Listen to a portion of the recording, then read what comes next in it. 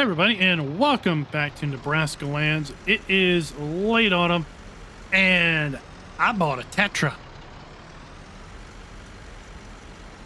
No, not really. I got a special treat for you. But before that, this video is brought to you by E-Man Hoover. Thank you for being a farm baron. I had an opportunity. I couldn't pass it up. It's going to give me $40,000. I couldn't pass up $40,000. Could I? Oh my. Oh my. That's right. We're in the beets, baby. We're in the beets. We took on a massive beet contract. It's going to pay us around $40,000. Of course, we borrowed the truck. Of course, we borrowed a harvester, and of course it's going to take all bloody day. Could I have made 40 grand easier? Probably. Did I have a $40,000 contract last night? No. Well, yeah, I had this $40,000 contract last night. I didn't have a $40,000 worth of contracts to, let's say, fertilize. I would have rather done that, right? No, we got a beet field. Big old beet field number 11. Of course, since we borrowed the equipment, we don't have guidance steering. We got to do it the old-fashioned way by looking at the coordinates. But yeah, let's take a look at this contract. $43,000. Of course, we're not going to make all of that because some of it's going to be for the borrowing equipment. But darn it, I'm going to be able to turn a good 40 grand on this easy. And that's key because I've got $7,000 in the bank. I can keep $10,000 of this, pay $30,000 of the loan off, and who knows how much money I'm going to get for the excess beets on top of the $40,000 earned on the contract. It's just going to take a little bit of time. And you know what? We got plenty of time. We got all day. It's 10 o'clock. I am running at 5 times speed. I'm going to try to leave it running at 5 times speed and just see if maybe, just maybe, we're going to be able to take care of this 22-acre field of beets in that time period. And, well, while we're here, let's talk about Fact Sheet Friday, but not Fact Sheet Friday this Friday, which just happened, or is about to happen, depending on when you watch this, because this video itself is coming out on Friday. And, but this video is going to release before Fact Sheet Friday information releases. But depending on when you watch it, it probably is after that information releases. But as you can also tell, I am coming to you from the past. That's right. Fact Sheet Friday hasn't happened for me yet. Technically, Fact Sheet Friday for last week hasn't happened for me yet, but thankfully, I know a guy who knows a guy. And as such, well, I can talk to you a little bit about Fact Sheet Friday from the past, technically, in the future. Boom! How about that to blow your mind? Any rate, we got some pretty interesting revelations in last week's fact sheets. Of course, I've probably already talked about these at this point in a live stream. Probably even referenced these in the Fellsburn. That's right, I'm going to call it Fellsburn. In the Fellsburn series. But maybe there's folks that are not watching that series that are watching this series. So it's a new conversation for them. So let's go ahead and have that conversation. So fact sheets dropped on September 10th. Some interesting information's come out about those, right? We had the fact sheet on a John Deere and a planter. I was less interested in the John Deere because I know that I pretty much never use it. I know some folks were kind of disappointed because it looks like we're only going to get one model of that particular series. I think people were hoping that we get the entire range of models in that particular series, but it looks like we're just going to get one model because on the fact sheet, the horsepower rating was singular, a singular defined rating. And then later we saw some vehicles that had horsepower ratings that had a range, implying that there were engine options for those, and therefore there were no engine options on the John Deere. But more akin to what I wanted to see, or what I saw that really interested me on that fact sheet, was the plant texture, or the planted crop texture of whatever crop that was being planted there. Let's pretend it was corn. But the planted texture looked completely different than the FS19 seeded texture. And more specifically, it looked like the grooves that were being left in the dirt as a result of the seed boxes and the discs that were putting in the seed, they seemed to line up with the seed boxes perfectly. So, yeah, super excited about that. It sounds like we might have more realistic ground textures that maybe will change depending on the implement that we are using. Maybe they'll line up better with the implement that we're using as far as the rows are concerned and the texture that's being left behind. We got to see the new Fendt forage harvester. We had a sneak peek at that way back in April when Giants first announced Farm Sim 22. They released some screenshots, and that Fendt Katana harvester was one of those. We saw a new telehandler brand, and we also got a fact sheet about a placeable factory in the biogas plant, so that ought to be kind of interesting. See if we get any more fact sheets related to placeables. Looks like we're getting 7% per trip on this, so of course we could do the math and figure out how many trips it's going to take. I'll probably do the math later because 7 divided by 100 is a bit more math than I can do off the top of my head at the moment. And then we also got a new brand, Versatile Tractor is coming to Farm Sim 22, at least with the big boy 4-wheel drive tractor. The fact sheet had, 8 tires on that thing? Duals on all 4 tires.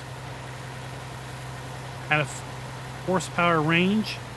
Kind of a narrow horsepower range, but a horsepower range nonetheless, so we know we can have, different models, different size engines.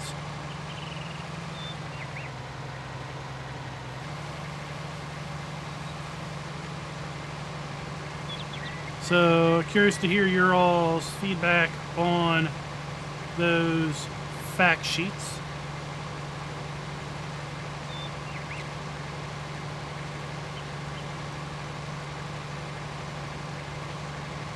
And I think what I'm going to do is, we haven't had a time lapse for a fairly long time.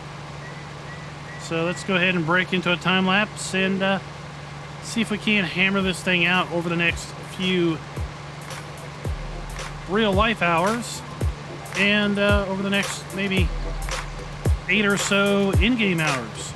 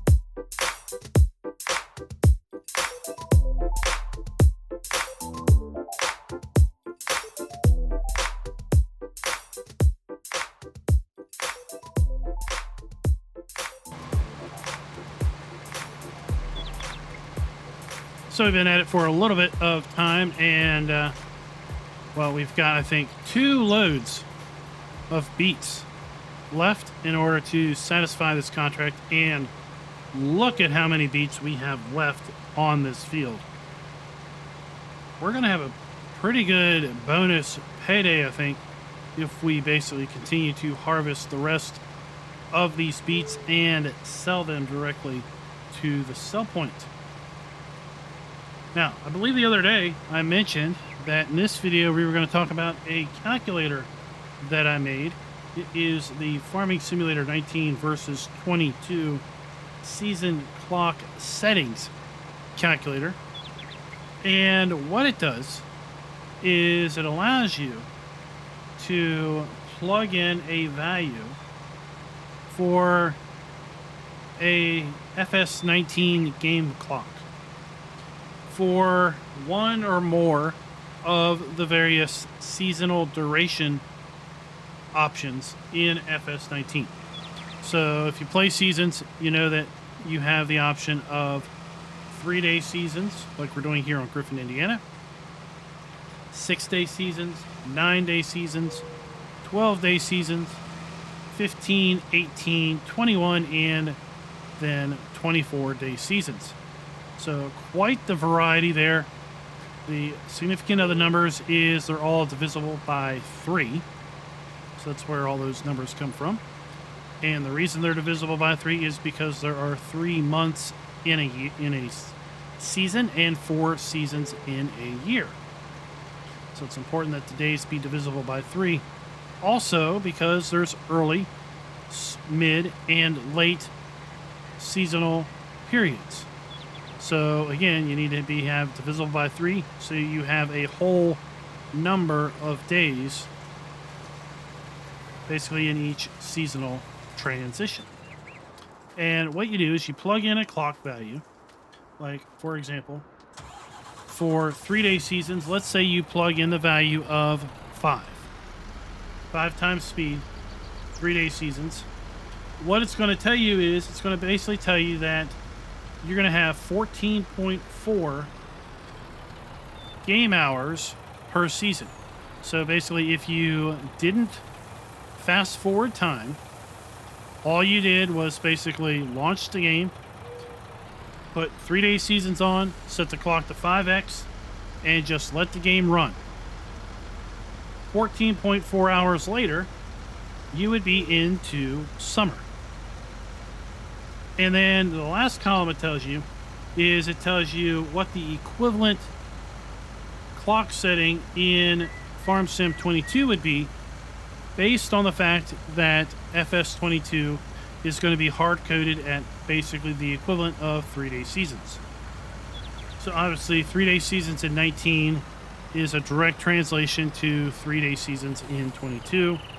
So the math is super easy that the clock setting is 5, which is the equivalent setting for 22. Now, if we talk about, let's say, 6-day seasons, and let's say you play the clock at 5 times speed on 6-day seasons, well, that's 28.8 in-game hours per season. And the only way to get 28.8 in-game hours in a 3-day season is if you set the clock speed to 2.5 for 3-day seasons. So 3-day seasons, and if you think about it, the math is, works out. If you double the season duration from 3 to 6, in order to have the same duration, clock duration, you need to half your clock time at 3-day seasons. So 2.5. Okay. Now let's continue on. 9-day seasons. Let's say you play 9-day seasons 5 times clock speed. That is the absolute default when you load up seasons. 9-day seasons, 5 times clock. That is 43.2 hours in game before you get into the next season. So, assuming you didn't sleep through the night, you would have 43.2 hours on your save game before you went from spring to summer. And in order to have the same number of 42.3 hours with a 3-day seasonal cycle in FS22, you would have to set your game clock to 1.667 in order to do that.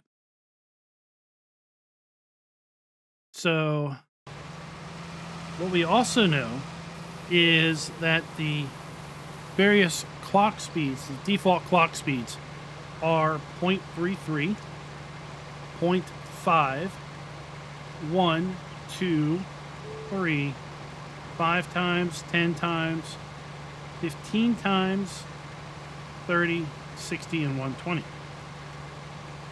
Those are the clock speeds that we have seen as a result of the FARMER-KLEIN gameplay. So, without kind of hacking the clock, if you will, 1.667 isn't overly that easy to do. But if you set it to 1 time speed, then you could have a little bit more time, obviously. Let's talk about 12-day seasons, 5 times clock.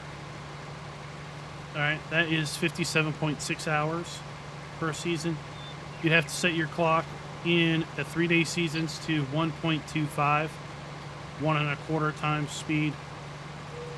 Interesting enough, 15-day seasons at 5 times clock speed is 72 in-game hours. And you know what 72 hours is? 3 days. So if you play 15 days at 5 times clock speed, that is basically the same as playing 3-day seasons with a 1-time clock speed. You'll have the exact same number of in-game hours between seasonal changes. So I've got this calculator up on Google Drive. I'm going to put a link in the description, and please go and just plug in numbers and experiment. The calculator will accept numbers between 1 and 20 as far as clock speed. So 3-day seasons, 1 times clock speed translates to 1 times clock speed in Farm Sim 22. 6-day seasons at 1 times clock speed is basically going to translate to 0.5 in FS22, for example. If you did 9-day seasons at 1 times clock, well, that translates to 0.33 in FS22. Okay, so you can kind of see where those values fall. And really, you can just experiment and see. Well, what if I play 12-day seasons at 10 times clock speed? What is that? Well, that's 28.8 hours, and we already know that 28.8 hours is 2.5 for FS22. So that's the calculator I talked about. It's linked in the description. I'm going to have it linked in the description probably for the rest of the videos until FS22 comes out. I might even continue to have it linked in FS22 for a while. But yeah, give it a go. I know we've had some feedback. Some folks still don't think it's going to work for them. Some folks feel that if they don't have the day-night cycles, then it's just game over for them. And all right, that's fine. Everyone's a little bit different. You know, whatever works out for you. I don't think it's going to be that big of a deal myself. I'm not hung up on the fact that I've done a lot of field work and only slept once. Okay? I'm not hung up that basically a month goes by and I only see 1 sunset and 1 sunrise. Because I've already, in my head, okay, 6-day seasons. Well, every 6 days is a month. 3-day seasons, every 3 days is a month. So well, every day is a month, 3-day seasons. Every other day is a month on 6-day seasons. So every day in 6-day seasons is roughly 2 weeks, assuming a 4-week month, right? 9-day seasons, every 3 days is a month. So we're starting to get a little interesting there. That's basically every 1 game day is 10 real days. Okay. So we're not having 30-day night cycles in a month. There is time compression here, and 3-day seasons is maybe a little bit of an extreme time compression. You get all the way out to 24-day seasons, and every game day is like 3 real days. Boom! Chakalaka. We've delivered 100% of our contract and made $1,400 off of this load. So everything else in the field is pure profit on top of approximately $40,000 that we're going to get paid out for doing this contract. Now, it's 5:45. It has taken me a few hours of real time. It's taken me an entire day in game time to do it. But still, this is going to pay out very, very well. So what's the plan? The plan is to keep $10,000 of that 40 grand and to basically use the rest of the money to pay off a good chunk of that $200,000 loan.